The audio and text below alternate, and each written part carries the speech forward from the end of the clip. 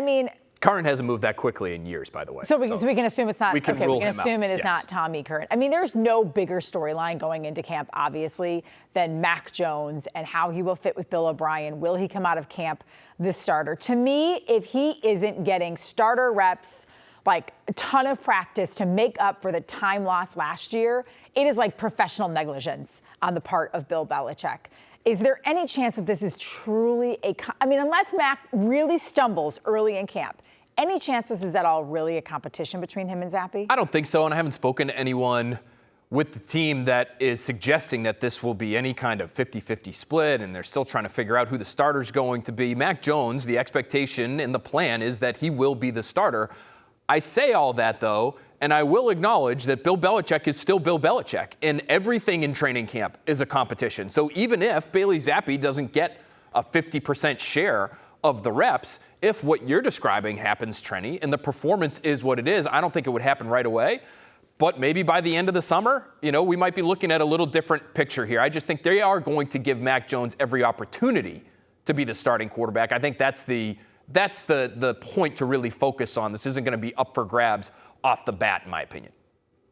And here's the thing about this is they've already tipped their hand, right? Like we saw them in minicamp and OTAs, and Mac Jones overwhelmingly got the majority of the snaps with the first team offense. So we could say Billy Zappe's going to make a charge down there in Alabama with Tommy Curran for this job. But I would look at this as kind of an older sibling, younger sibling thing. The younger sibling is going to fight, but if the older sibling just puts his hand on his head and lets Bailey Zappe swing at air underneath, Mac Jones is going to win this job. He's more talented. He's more experienced. He has the better tools. He should be ready to go. He got in trouble last year, and Bailey got to take over and enjoy the older sibling perks. But speaking as an older sibling myself, Mac should have this in the bag.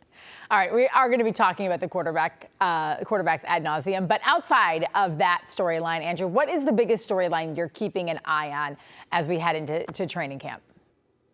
So I know Phil's talked about this. I've written about it as well. The offensive tackle situation is close to emergency right now, especially in light of Trent Brown missing half of minicamp and then showing up and almost getting kicked out of the second half of it. We could talk about Jack Jones. Let's do something happy. Juju Smith-Schuster. Let's see him on the field. Your new toy. Weapon, explosive, yards after the catch. We have not seen him in a Patriots uniform just yet. I want to see what that looks like. How often is he in the slot? How often is he outside? Is he going deep? This is your new number one receiver. For as much as we talked about DeAndre Hopkins, Juju Smith-Schuster is that guy now. Let's see what that looks like. It's funny. Andrew says, let's talk about something happy. And I'm worried about Juju Smith-Schuster. We haven't seen him on the field. I don't know how he's going to fit in this offense. The offense he played in Kansas City last year and had a lot of success in is vastly different from the offense that he's stepping into here in New England. He was talking about how, he needs like a degree. He needs a piece of paper, a diploma based on all the study and all the work that he's put in this spring just to learn the offense.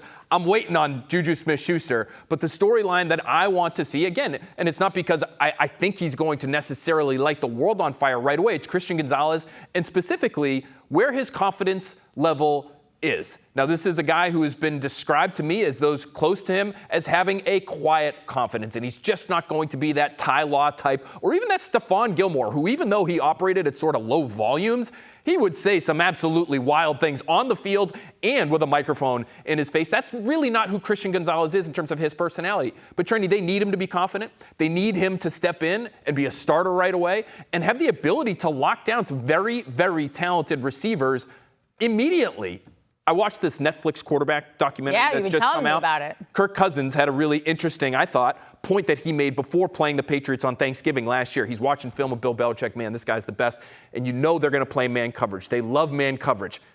If they play man coverage, we're going to find a way to beat it, because he knew that he had Justin Jefferson. And he knew that the Patriots really didn't have anybody to match up with him. Christian Gonzalez needs to be that type of guy. They don't have Justin Jefferson on the schedule, but they have a lot of legit number ones. No pressure, kid. No pressure. Well, they do say he's, of course, a year one player, but they say you make a biggest leap in the NFL from year one to year two. So here's all the Patriots looking to make that sophomore surge. But which one is most likely to have a breakout season? We want you to weigh in. It's our poll question tonight. Go to NBCSportsBoston.com/early edition. Scan the QR code on the screen. Scroll right down to the poll. A lot of options there, a lot of options.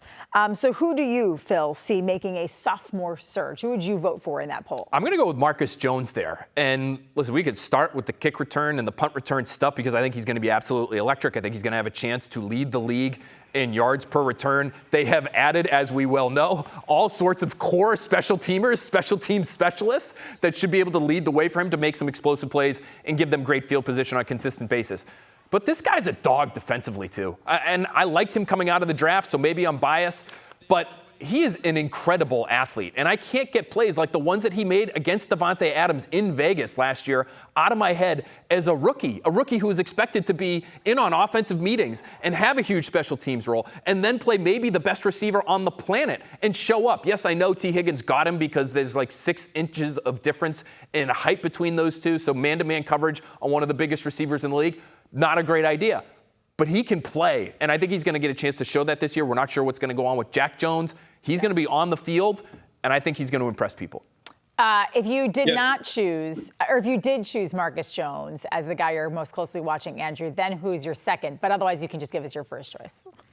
Well, I might need to pull up my phone here because Jack Jones, as deep trouble as he finds himself in right now, should not be 0% because all indications are the Patriots intend to stick by him for now, let the legal process play out. From the conversations I've had with legal experts in Massachusetts who have dealt with gun cases, this could go on very, very long. And if that's the case and Jack Jones plays, the last time I saw him play football was the second day of minicamp, and I was writing he was the best player on the field. Didn't allow a catch and man coverage, a lot of natural coverage talent. He's got a clear path to playing on the outside where Marcus Jones, if Jonathan Jones gets kicked back inside, I don't know where Marcus Jones is playing a whole lot defensively. You know, he's a little light, but he's tall enough to match up on the outside. That's a guy I would look at as dire as it is now. It's very serious. That's the most talented player, the easiest year 2 leap I see from that group. The only thing, I don't worry about the legal system necessarily, to Andrew's point, getting in the way of him getting on the field. I don't know what the league is going to do. I never know what the league is going to do in situations like this, and we know what kind of power they have to take guys off the field. All right, well, the Patriots haven't paid anyone yet, at least not big time, in free agency, but they do have plenty of cap space. Guys like DeAndre Hopkins, Dalvin Cook, of course, remain on the market. Will they get paid by the Patriots, or could they just extend one of their young core players like Kyle Duggar, Mike Onwenu, or Josh Uche? If you are the Patriots and you're going into camp, which players do you think they'll lock up? Would you like to see them lock up? Andrew Callahan, who would you like to see get their money? 2 names, and they're not on that board. Apologies to DeAndre and Dalvin Cook, though we've said for months, DeAndre Hopkins, come on down, sign a contract. Kyle Duggar and Mike Onwenu. Kyle Duggar is already proven to be a top 5 player on your roster. He is one of the best safeties in the league. He is a playmaker, and he's 27. So you have a little bit more leverage here, understanding that this next contract is going to be his only big one. Stay here, continue to be successful. He does so much for this defense. You've got the cap and the cash and draft picks that you want to retain. Take advantage of that. Keep him here, along with arguably your best offensive lineman. I'm going to go with Duggar here as well. And even though I think he is as talented as Andrew describes, he doesn't have that Pro Bowl nod yet. He doesn't have an All-Pro nod. So I think the Patriots are going to be able to get him at pretty reasonable dollars. That safety position in general doesn't necessarily get the bag, so to speak, compared to some other spots in the league. All right. Well, they have to hand out money to somebody, guys. All right. Andrew, thank you very much. I know we'll be seeing you a lot over the coming months.